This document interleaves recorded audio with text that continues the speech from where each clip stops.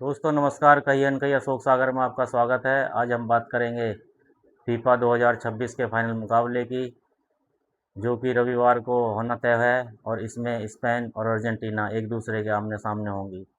कहा जा रहा है कि जिस बच्चे को मेसी ने गोद खिलाया था, आज उसी बच्चे के आगे उनका मुकाबला है। बच्चा बड़ा हो गया है, मतलब जैसा कि महाभारत में हुआ था कि बच्चे और बड़े युद्ध में आमने सामने थे, ऐसा ही इस बार फीफा के महाभारत में हो रहा है। यह फाइनल है और इसमें जो भी टीम जीतेगी वो बढ़िया खेल कर ही जीत पाएगी। पिछले एपिसोड में हमने आपको बताया था कि स्पेन, जिसमें कोई भी स्टार नहीं है, मतलब नामचीन स्टार नहीं है, वह सबसे मजबूत टीम है और ऐसा हुआ भी। उसने फ्रांस को बिल्कुल एक तरफा मुकाबले में हरा दिया। फ्रांस के एम्बापे और उसकी ब्रिगेड कहीं भी उनके आगे टिक नहीं पाई।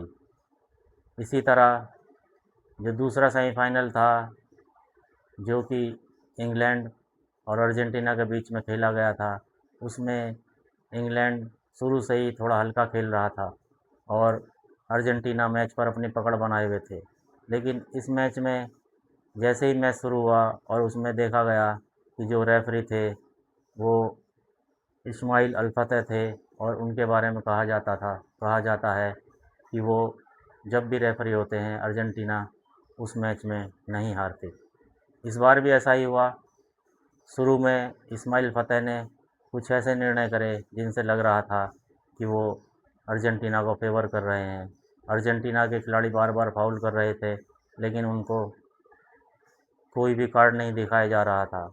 कई बार उन्होंने गलत ढंग से इंग्लैंड के प्लेयरों को गिराया भी, लेकिन इसके बावजूद इंग्लैंड पहला गोल करने में सफल हो गया। और उसके बाद न जाने इंग्लैंड को क्या हुआ कि वो बिल्कुल ही स्लो खेलने लगे और मैच में अपनी पकड़ ख़त्म करते चले गए। उधर मैसी मैजिक तो है ही। उन्होंने जो 2 पास करे दिए वो ज़बरदस्त थे और उनका मुकाबला नहीं किया जा सकता। बिल्कुल टारगेट पर उन्होंने पास दिए और उसी टारगेट पर उनके जो साथी खिलाड़ी थे उन्होंने गेंद को गोल पोस्ट में डाल दिया और अर्जेंटीना 2-0 से जीत गया।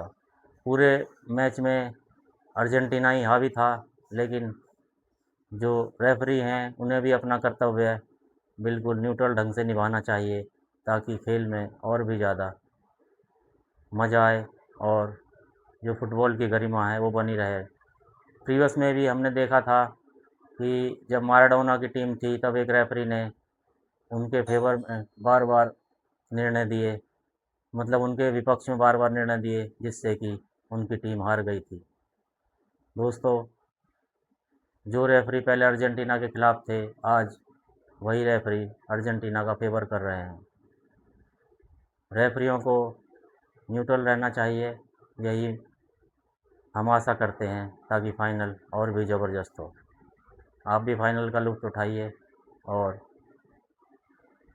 क्योंकि इसके बाद ये 4 साल बाद ही होना है, तो आप इसको ज़रूर देखें, यही मेरा आप सबसे निवेदन है। दोस्तों, अब हम बात करते हैं जंतर मंतर पर अनशन पर बैठे सोनम वांगचुक की, जो कि कॉकरोच जनता पार्टी के बैनर तले बैठे हुए हैं। अब ये आंदोलन एक तरह से सोनम वांगचुक का ही बन चुका है, पार्टी इससे बाहर चली गई है। अब इस आंदोलन में लोग अपने ऑफिस और अपने कॉलेजों को छोड़कर शामिल हो रहे हैं और वहाँ एक बिल्कुल ही ज़बरदस्त माहौल है, डायनामिक माहौल है। वहाँ बोल के लब खामोश हैं तेरे नारे चल रहे हैं। जंतर मंतर तो नोटिफाइड एरिया है प्रोटेस्ट का, जैसा कि जम्मू कश्मीर में लाल चौक है। जंतर मंतर ने अनेकों आंदोलन देखे हैं, अनेकों धरना प्रदर्शन देखे हैं, लेकिन इससे पहले जो मेन धरना हुआ था, जो प्रदर्शन हुआ था, जो आंदोलन हुआ था, वो अन्ना हजारे के नेतृत्व में हुआ था और उससे देश की दिशा और दशा पलट गई थी। आम आदमी पार्टी का उसमें उदय हुआ था और केजरीवाल दिल्ली के 2 बार मुख्यमंत्री भी रहे थे। उन्होंने कुछ काम करे थे, जैसे कि महिलाओं को फ्री बस पानी, बिजली और शिक्षा के क्षेत्र में। इसी तरह अभी ये आंदोलन सोनम वांगचुक का आंदोलन बन चुका है और इसमें क्या कुछ होगा, क्या कुछ नहीं, क्या कुछ निकल कर आएगा, ये तो देखने वाली बात है। लेकिन एक चीज़ बड़ी महत्वपूर्ण है कि अभी इस आंदोलन को इंग्लिश मीडिया का समर्थन उतना नहीं मिल रहा जितना कि हिंदी मीडिया का समर्थन है। अन्ना हजारे का जो आंदोलन था, आपको पता होगा, वो महिला सुरक्षा और भ्रष्टाचार के मुद्दे पर था। लेकिन इस बार जो मुद्दा है वह है हमारे जो युवा हैं, बेरोजगार हैं, उसके ऊपर है। मुख्यतः शिक्षा पर ये आंदोलन फोकस है और इसको धीरे धीरे सपोर्ट बढ़ता जा रहा है। हम इस आंदोलन की कुछ झलकियाँ, इस अनशन की कुछ झलकियाँ आपके समक्ष रख रहे हैं। आप भी देखें कि वहाँ किस तरह का करंट फैल चुका है। 2-4 रोज़ पहले जो आंदोलन स्थल जंतर मंतर हल्की भीड़, हल्के लोगों से भरा होता था, अब वहाँ हर तबके का आदमी मौजूद है। सब शिक्षित लोग वहाँ पर जुटने शुरू हो गए हैं और आंदोलन में अब तेज़ी आ गई है। ये आंदोलन किस दिशा में जाएगा अभी देखते हैं, लेकिन आप इसकी झलकियाँ ज़रूर देखें।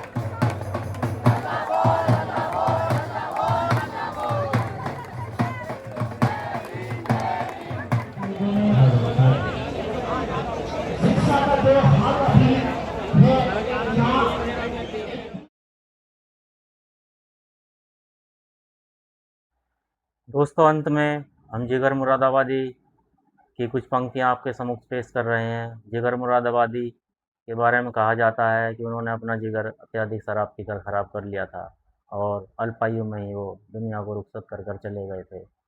आइए उनकी जो कला है, जो हुनर है, उससे रूबरू होते हैं। जिगर कहते हैं, इश्क में लाजवाब हैं हम लोग, महताब आफताब हैं हम लोग, गरचे अहले शराब हैं हम लोग, ये न समझो ख़राब हैं हम लोग। नाच करती है खाना वीरानी, ऐसे खाना ख़राब हैं हम लोग। तू हमारा जवाब है तन्हा और तेरा जवाब है हम लोग। खूब हम जानते हैं अपनी कद्र, तेरे नाकामयाब हैं हम लोग। जानता भी है उसको तू वाइज़, जिसके मस्त व ख़राब हैं हम लोग। जब मिली आँख होश खो बैठे, इतने हाजिर जवाब हैं हम लोग।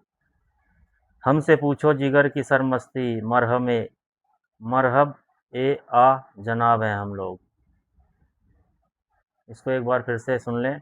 हमसे पूछो जिगर की सर मस्ती, मरहम ए आ जनाब हैं हम लोग।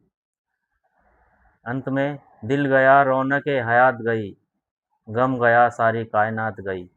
दिल गया रौनक हयात गई, गम गया सारी कायनात गई। इसी के साथ कई अनकई अशोक सागर को विराम देते हैं। नमस्कार, शब्बा खैर।